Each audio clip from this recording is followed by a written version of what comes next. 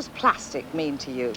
Does it mean something cheap or even shoddy, or a poor substitute for a more expensive material? Well, to the National Bakelite Society, plastic, and especially Bakelite, is so beautifully moulded, so artistic and rare, that it's become an important collector's item. And today is an important day for them. It's the National Bakelite Society annual picnic to Hastings. And just to enter the spirit of this great occasion, I am going to put on my plastic sunglasses, and I'm going to join the society on the coach to Hastings. Leo Bakelite often mentioned the name phenolformaldehyde, his new invention. And by patenting his Bakelite, he beat his rivals by just one night. To rule the plastic age was his intention. Bakelite was very good, always did the job it should, but it could be broken with a crash. Celluloid brought to the screen the finest films they'd ever been, but sometimes it Well, I spy with my little eye something beginning with B, and it's plastic. Bread basket? Where's a bread basket? The multicolored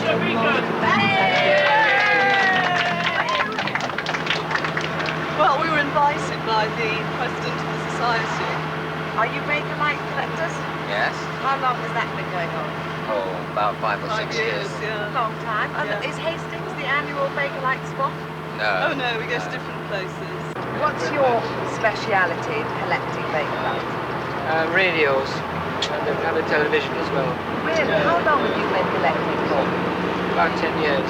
Bakelite was very good, always did the job it should, but it could be broken with a crash. Celluloid brought to the screen the finest films they'd ever been, but sometimes it exploded in a flash. So for something tough and stronger, and the last lingered longer, the multicolored, most fantastic plastic smash. Michael, you've got a family connection with Bakelite, haven't you? Yes, that's right. My grandfather, Howard Potter, was one of the co-founders of Bakelite. He worked with James Swinburne. And in fact, I've been brought up just surrounded by Bakelite. And it's been nothing really too special for me. In fact, we threw most of our stuff away. Oh, no. And now you find people are collecting what was, to us, junk at the time. Patrick, 3 years ago, you founded this Bakelite Society. What is it about plastics and Bakelite specifically that you consider worthy of a collection? Well, I've been collecting it for about 3 or 4 years before that time, and mainly it's because I appreciate the tactile qualities and mouldable qualities of this material. What does that mean? Well, it's mainly the quality of the mottled effects. People think of Bakelite as being brown, dingy, dull material that came from the 1930s, and it's a cheap substitute for real materials, wood and other natural substances.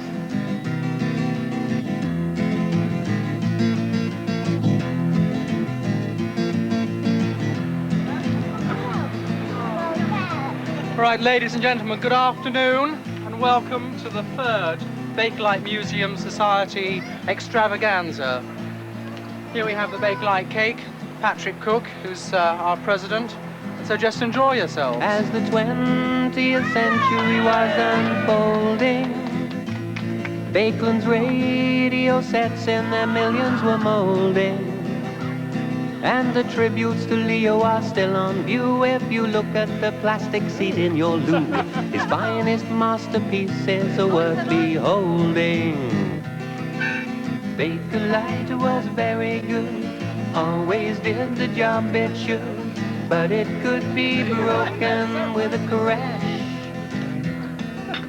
Celluloid brought to the screen the finest films they'd ever be, but sometimes it exploded in a flash. 5 of my favourite objects here. Is firstly the Bakelite hot water bottle, and this is an electric hot water bottle. Here we have a pink radio. It's called the Venus radio. It's in the shape of the globe. It's got some very vulgar perspex side pieces with the dial, which is around the hemisphere. This is for the lazy bachelor that doesn't want to iron his ties in the morning. I've got a very fine specimen of a portable camera, which is completely Bakelite.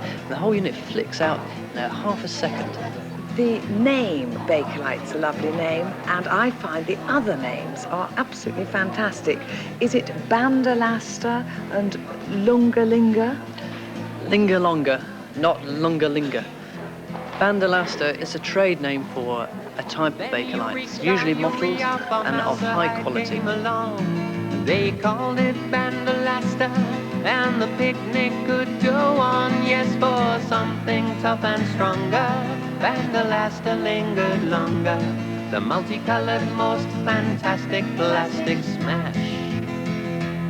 Multicolored, most fantastic plastic smash. To learn to look at the subtle side of Bakelite and not the dull side. Multicolored, most fantastic plastic smash. Formica, Multicolored, Orlon, most fantastic Acrylan, plastic Cortel, cellophane, nylon. As you've seen, among the most famous names in plastic are Bakelite, and my particular favourites, Bandalaster and not Longalinga, but Lingalonga. But they're not the only plastics being collected. In fact, to many enthusiasts, they're not even the most highly prized. Sylvia Katz, you've written a very scholarly book on plastics, and you've brought along some of your extraordinary collection. Now, to most of us, plastic means a modern invention, but this is quite wrong, isn't it? Yes, it's quite wrong. Plastics, when you think that plastics are essentially mouldable materials, natural plastics have been with us for centuries, since antiquity. What's the oldest in your collection? The oldest I have here is a shellac mirror made of natural plastic. It looks like carved wood, almost. Yes, but it's made of shellac, and it shows how well this particular material picked up very fine detail. Hence its use for many years as records. Here's an Edison Bell record. When did plastic cease to be entirely natural and become mixed with chemicals?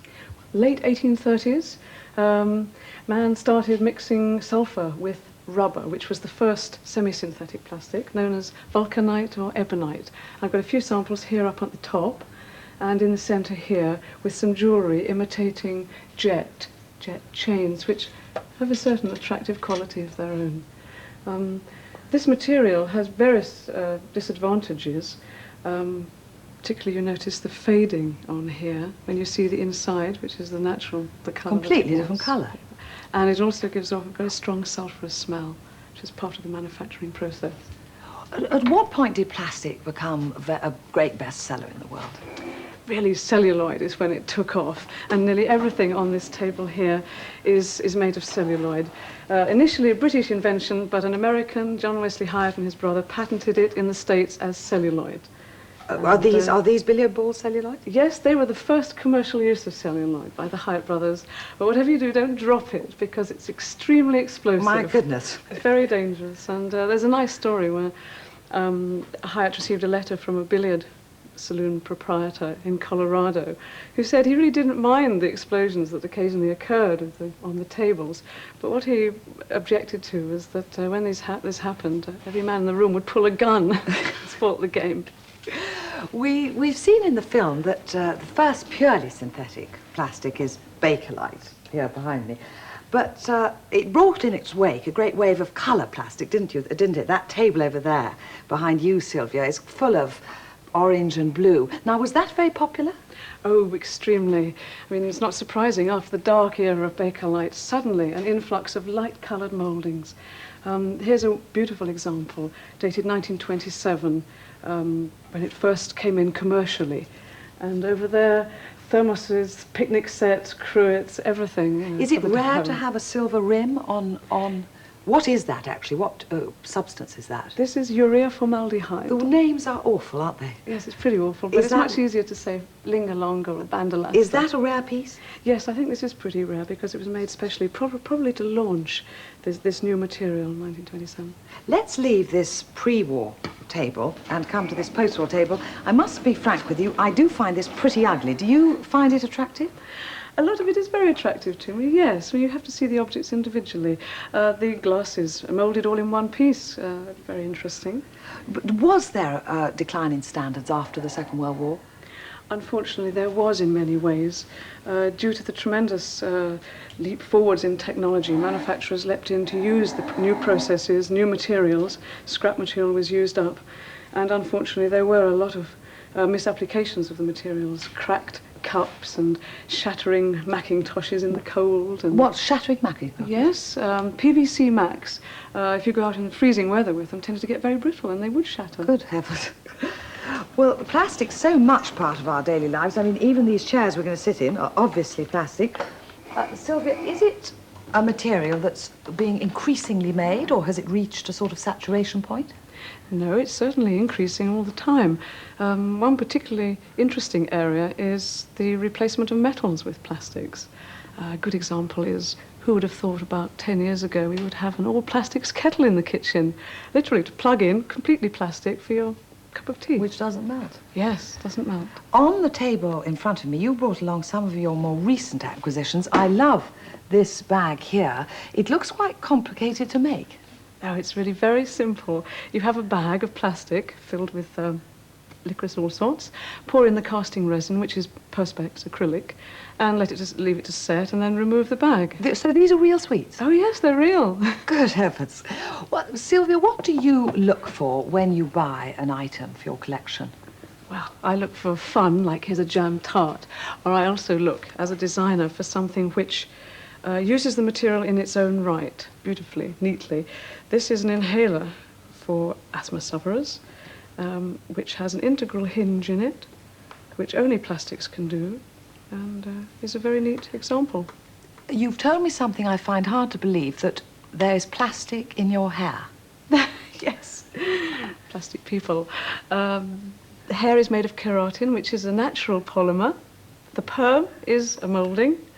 So I have a plastic moulding on my head. Well, I also have glasses, which really should be called plastics. Well, I can see we're never going to get away from plastic. Sylvia, thank you very much indeed. Thank you.